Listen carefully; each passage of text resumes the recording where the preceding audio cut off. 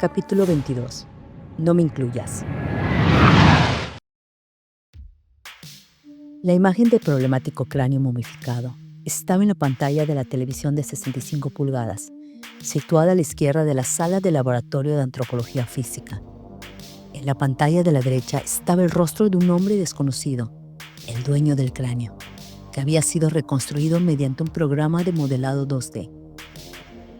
La jefa del laboratorio estaba sentada, alternando la mirada de arriba y hacia abajo, frente a la mesa de autopsias, preparándose para separar los huesos de las víctimas del accidente aéreo. Aún quedaba por analizar la identificación de otras 7 víctimas. Aunque algunas de las víctimas no pudieron llevar todos sus restos a casa, existía incertidumbre sobre si las piezas restantes estaban completas. Al evaluar la situación, la cantidad de huesos disponibles resultó insuficiente, debido a los daños causados por la explosión y caída, que dejó a muchos de ellos gravemente comprometidos. Sin embargo, en lo que respecta a su papel como especialista en identificación, la doctora Busaya pudo decir que había hecho lo mejor que podía. Bua observó el montón de huesos sobre la mesa, alternando su mirada entre ellos y la imagen en la televisión. Apenas podía concentrarse en el trabajo estos últimos días. La historia de la misteriosa calavera daba vueltas en su mente sin cesar, haciéndole sentir la necesidad de mostrarla en la pantalla, con la esperanza de que algo pudiera revelarse. Pinja no parecía molesta, pero Bua sabía que probablemente estaba pensando en formas de obtener más información, además de esperar ayuda de la policía. No quería pensar en el peor de los casos. ¿Y si alguien hubiera hecho esto intencionalmente y se desconociera el origen del cuerpo? Como solo había una pieza, no fue posible encontrar una respuesta a esto. Pero, ¿y si el cuerpo de este hombre desconocido hubiera sido robado de alguna parte? O, en el peor de los casos, si se hubiera llevado de forma antinatural, teniendo en cuenta el estado de la mandíbula inferior, que presentaba una deformidad importante? Normalmente, la fractura o deformación de la mandíbula no se produce fácilmente. Sin un impacto o golpe de fuerza considerable, sería poco probable que se produjera una fractura o dislocación, ya que es bastante resistente. Cuando utilizó el programa de modelado facial para calcular y crear la imagen del rostro, notó que había una desviación hacia la derecha, producto de la fractura en el lado izquierdo, con aproximadamente 1 centímetro de desviación en la mandíbula inferior. Efectivamente, esto podría ocurrir durante el transporte, pero también era posible que la persona hubiera sido atacada antes de morir. Busaya dejó escapar un profundo suspiro al pensar en esto. Independientemente del propósito para el cual se había creado este cráneo momificado, parecía claro que de alguna manera se había obtenido ilegalmente. Esto podría ser un reflejo de las palabras de su maestra, quien solía decir: a quien se va, también le roban la paz. ¿Qué tipo de especie somos? ¿Hemos evolucionado más que otros para hacernos esto unos a otros? Fue realmente lamentable. La jefa de laboratorio intentó concentrarse nuevamente, preparándose para trabajar en la identificación de las víctimas del accidente aéreo. Extendió la mano y cogió un hueso pélvico que aún no había podido encontrar. Antes de empezar a medir, Bua colocó el hueso.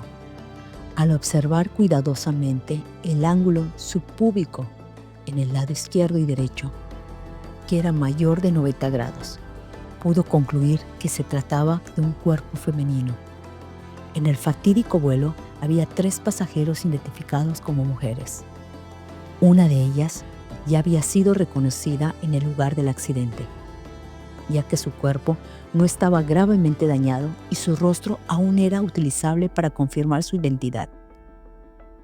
Solo quedaron 2, que aún no han sido identificados. El problema fue que el hueso pélvico encontrado parecía ser de una mujer, pero solo se recuperó una pieza del lugar del accidente. Esto significaba que habría una joven que regresaría a casa sin todos sus fragmentos, realidad que a Bua no le gustaba nada. Sin embargo, también entendió que ese era el tipo de trabajo que hacía la antropología forense. A veces, la verdad que se revela a través del trabajo puede resultar desgarradora. Después de medir el ángulo y las dimensiones y tomar fotografías del hueso pélvico, Bua procedió con el hueso del brazo, con un tamaño que parecía grande y robusto, y por valoración visual pensó que era un hombre muy alto. ¿Por qué ese cráneo momificado estaba en ese avión? Seguía siendo su mayor pregunta. Tal vez tan grande como la pregunta de por qué ese vuelo charter a París había terminado en tragedia. La siguiente pregunta fue, ¿por qué solo estaba el cráneo a bordo del avión y dónde estaban las demás partes? Pinya había dicho anteriormente que en muchos casos, si hubiera una venta, el cuerpo completo tendría un valor de mercado mucho mayor. El precio podría aumentar de 10 a 20 veces si se vendiera una pieza entera. Además, nadie que vendiera estaría interesado en separar las piezas, ya que el valor bajaría drásticamente. Pero ¿quién estaría tan loco como para transportar un cuerpo entero en un avión internacional para venderlo? Cuanto más pensaba, más preguntas parecían en su mente. Después de unos momentos, la dueña del pensamiento que Bua acababa de recordar entró por la puerta con expresión tensa, sosteniendo algunos documentos. Pinya ni siquiera miró hacia el pasillo, concentrándose en leer el contenido del papel que tenía en las manos. ¿Qué te trajo por aquí, jefa?, preguntó Bua. ¿La policía envió alguna noticia?, respondió Pinya con otra pregunta, todavía sin mirar. No hay nada nuevo, respondió Bua. Pero de todos modos, probablemente no puedan decir mucho, ya que están en proceso de investigación. En cuanto al rostro del desconocido que enviamos, aún no tenemos nada concreto. Además, ya tuve que enviar el cráneo momificado a la policía. Ahora son pruebas en el caso de las personas desaparecidas. ¿Necesitas algo que comprobar? Si no, puedo solicitar que la profesora lo retenga hasta que podamos enviarlo de regreso junto con el último cuerpo encontrado. Ya hiciste la reconstrucción, pero puedes conservarla por si necesitas comprobar algo, dijo Pinya con voz neutral. Todavía me intrigan las costillas que tienen marcas de impacto. ¿Qué pasó en el avión antes del accidente?, cuestionó Bua. ¿Has encontrado marcas similares en otros huesos?, preguntó Pinya. No he visto nada todavía. Yo también estoy empezando a preguntarme sobre nuestro cráneo momificado. Está aquí, pero ¿dónde están las otras partes?, comentó Pinya. Sí, asintió Bua. Esta mañana intenté buscar más información sobre pasajeros en internet. Conocí gente interesante, dijo Pinya. Luego le entregó los documentos a Bua, quien los leyó con entusiasmo durante unos 3 o 4 minutos. Vaya, aquí hay tantos empresarios como anticuarios, observó Bua. Estoy viendo si un amigo puede ver si hubo alguna exposición o evento en París la semana del accidente, respondió Pinya. ¿Sabes lo que pienso cuando veo estos nombres y profesiones junto con las pruebas que encontramos?, preguntó Pinya. Bua se limitó a negar con la cabeza en respuesta. El mercado negro, continuó Pinya, apoyándose en un estante de herramientas detrás de ella. Cuando estaba allí, la primera persona con la que contactaba siempre era un intermediario. Estas personas se ponen al día con las noticias más rápido que nadie y se acercan a sus espaldas para hacer ofertas. A veces, incluso, acaban familiarizándose con los trabajadores de la obra. Si permanecen en el mismo lugar durante meses, acaban viendo estas caras todos los meses. Bua escuchó atentamente antes de mirar a Pinya. Quizás lo que desapareció del lugar de trabajo no fue un robo. Ahora, si algún trabajador desapareció junto con los objetos, es este tipo, concluyó Pinya. Si los restos que se compran y venden aún respiran, esto no es diferente de la trata de personas, comentó Búa. Pero el mundo es divertido. Cuando mueres, el precio es más alto que cuando estás vivo. La vida de las personas ha llegado a un punto en el que no parece tener valor. Búa dejó escapar un profundo suspiro. Ni siquiera los muertos se salvan. Esa reconstrucción se hizo, ¿no? Pinja señaló el cráneo que le había pedido a Búa que reconstruyera y ajustó la mandíbula deformada. ¿Qué usaron para hacer esto?, preguntó Pinja, notando que la réplica estaba más limpia y blanca que la original. Goma de látex para moldear, respondió Búa mientras Pinja sentía. ¿Y por qué está sobre un pedestal?, preguntó Pinja. Lo puse ahí arriba por si alguien se sentía inspirado a darle forma a su rostro, respondió Búa. Pinja se rió y sus ojos brillaban. Quiero ver. Por las dudas, doctora Pinja, ahora no tenemos tiempo, respondió Búa. No te emociones tanto. Ya has visto tantas cosas que debes estar cansada. ¿Quién dijo?, se defendió Pinja. Hacer una cara en 3D a partir de una calavera no es algo fácil de encontrar, porque ahora usan hologramas. La habilidad y la paciencia les hacen tener valores diferentes. Estudié un poco, pero no soy una experta en la práctica. Esto solo lo hice una vez, comentó Búa modestamente, y hace mucho que no lo hago. Ya veremos, respondió Pinja. Oye, escuché que en la antigua Europa solían comer restos de momias como medicina. ¿Es verdad? Búa entabló conversación mientras Pinja seguía trabajando frente a ella. Es la verdad, pero nunca vi a nadie comiéndolo. Solo he visto fotos de recetas en paredes conservadas en museos, respondió Pinja. ¿Y hoy en día todavía existe?, preguntó intrigada Búa. No, porque el té es raro. Si hubiera té a la venta como antes, no creo que quedara nada, respondió Pinja. Los humanos son una especie extraña, comentó Búa con indiferencia. Incluso comen el té de los muertos. Mira el linaje Homo para que veas, dijo Pinja mientras se posicionaba junto a Búa y comenzaba a ponerse los guantes. ¿A dónde llegó nuestra especie y dónde terminará? ¿La especie humana? ¿Dónde terminará? No terminará. No mientras sigamos siendo tan codiciosos. La evolución acompaña a la codicia. Hace millones de años solo podíamos agarrar ramas con ambas manos. El pulgar no era flexible. Míranos ahora, haciendo matemáticas, cálculos precisos, opinó Búa continuando. Empezamos como animales, como primates, pero no nos quedamos atrás como seres unicelulares. Al principio caminábamos a 4 patas, apoyando solo los nudillos en el suelo y la columna paralela al suelo. Luego nos adaptamos y nos convertimos en bípedos, caminando erguidos, corriendo rápido, con visión tridimensional.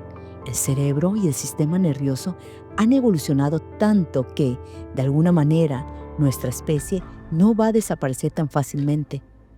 Aunque se produzca una extinción, pronto aparecerá otra aún más avanzada. De hecho, creo que esa ambición es la que hace que las especies evolucionen y se adapten constantemente. Como usted dijo, el cerebro se desarrolló y se volvió más inteligente, pero también más explorador, dijo Búa. Como dije, ¿verdad? Pinja se rió sin poder negarlo. En realidad, por eso entendí a la profesora y decidí regresar. Las palabras de Pinja hicieron que Búa la mirara atentamente detrás de sus gafas de montura cuadrada. Si lo supiera, sería muy feliz, dijo Búa sonriendo. Los conocimientos se pueden adquirir, pero es raro encontrar personas que valoren más la experiencia que el reconocimiento académico o el dinero. Hoy en día, Eso es bastante difícil de encontrar. Luego se volvió hacia Búa. En realidad, también hay otras cosas. Te agradezco que hayas regresado, Pinja, dijo de repente Búa sonriendo. Yo también estoy feliz de estar de regreso, respondió alegre Pinja. El sonido de la puerta abriéndose hizo que ambas mujeres volvieran a concentrarse en el trabajo que tenían delante. Era Fang, quien cruzó la puerta con una carpeta de documentos en la mano. ¡Pinja!, llamó. Vi que estabas aquí. La profesora no está. Necesito tu firma. Le entregó los documentos a Pinja, quien ya se había quitado el guante de su mano derecha y aceptó los papeles. ¿Vas a pedir un autógrafo o algo así?, comentó Búa. Con la firma de Pinja, incluso puedes conseguir un aval para un préstamo. Muy gracioso, Baiwa, respondió Fang inmediatamente. ¿Qué pasa con el tema del viaje a Alemania? ¿O quieres ir a otro lugar?, preguntó Búa. ¿Puedo echar un vistazo?, le preguntó Pinja a Fang mientras revisaba los documentos. Recordó que no traía un bolígrafo. Luego levantó la mano y tocó el hombro de Búa, haciéndola girar. ¿Puedo tomar prestado tu bolígrafo?, preguntó Pinja, señalando el que estaba atrapado en el bolsillo de la bata blanca de Búa. Llevo guantes, se va a ensuciar, dijo Búa, mientras la dueña del bolígrafo se alejaba. Pinja se acercó y sacó el bolígrafo de detrás del bolsillo de su abrigo, lo que hizo que Fang levantara las cejas ante la familiaridad entre las dos amigas. La próxima vez trae el tuyo, bromeó Búa. Solo es un préstamo. No hay necesidad de tener celos, dijo Pinja, mirando a su alrededor antes de encontrar un lugar adecuado para firmar los documentos. Fang observó a las dos con curiosidad. No iré. Mi novio no me dejó, respondió a la pregunta anterior Fang. Entonces estoy pensando en elegir entre Alemania o mi novio. Fang dijo esto de una manera casi provocativa, pero su expresión no era divertida. Entonces elige Alemania y busca un nuevo novio allí, sugirió Búa. Buena idea, Búa. Qué consejo tan útil. Esto hará que los dos peleen, comentó Pinja distraída. Fang no es como tú, respondió Búa, que ha estado en muchos lugares y no ha logrado conquistar a nadie. ¿Grave? ¿No pudiste conquistar a nadie? Piensa bien antes de hablar, dijo Búa. Al menos no conocía a nadie, respondió Pinja. Prefiero quedarme y ser como ustedes, dijo Fang, escuchando la conversación entre las dos amigas. ¿Qué significa ser como ustedes?, preguntó Búa mientras tomaba el bolígrafo que Pinja había agarrado y lo guardaba en el bolsillo trasero de su bata blanca. Hermosas y solteras, respondió Fang. No me incluyas en esto. No, respondió Búa rápidamente antes de darse la vuelta, casi rompiéndose el cuello para mirar, mientras le daba una mirada de advertencia. Si dejas pasar esto, creo que perderás la oportunidad de tener hijos, Fang. Ya estás envejeciendo. Pinja, que hablaba con la mejor de las intenciones, intentó corregir. Eso si quieres tener hijos. Tener hijos es bueno, pero hoy en día no tenerlos también es bueno, dijo Búa, encogiéndose de hombros. Si no quieres tener hijos, no hay ningún problema, dijo Fang. Ya te dije que no me incluyas en esto. Búa repitió la misma frase. ¿Y por qué hablas así? Puede que Pinja simplemente no tenga a nadie que le interese, dijo Búa. ¿Lo es? Pinja respondió desafiante. ¿De verdad lo crees, Búa? Las burlas de Búa y la respuesta de Pinja hicieron que Fang las mirara, intrigada por la dinámica entre las dos. Solo digo lo que veo, respondió Búa. Oye, espera un minuto. Búa gritó cuando Pinja la golpeó en el hombro antes de que pudiera esquivarlo. En respuesta, usó la punta de su pie, un zapato de punta redonda, para patear suavemente a Pinja en la espinilla. ¡Auch!, se quejó Pinja. Tú empezaste, dijo Búa. Luego, Búa tomó el mazo de goma que estaba a su lado en la camilla y apuntó a Pinja, que estaba de pie con las manos en las caderas apuntándola a ella. ¡Ey, cálmense! Fang, quien siempre ha sido la mediadora desde sus días universitarios, intervino rápidamente. «Bu, retrocede». «Pero ella empezó primero», argumentó Búa, volviéndose hacia su rival. «Tú me provocaste primero, Búa», respondió Pinja. «Ustedes pelean todo el tiempo. Tengan cuidado. Pronto terminarán juntas», comentó la voz tranquila de Fang, antes de notar que sus amigas se miraban con coraje. «Tengan cuidado», dijo Fang. «¿Qué? ¿Quién terminaría con quién? Te dije que no me incluyeras», gritó Búa mientras Fang se alejaba del laboratorio. «Cállate, Búa».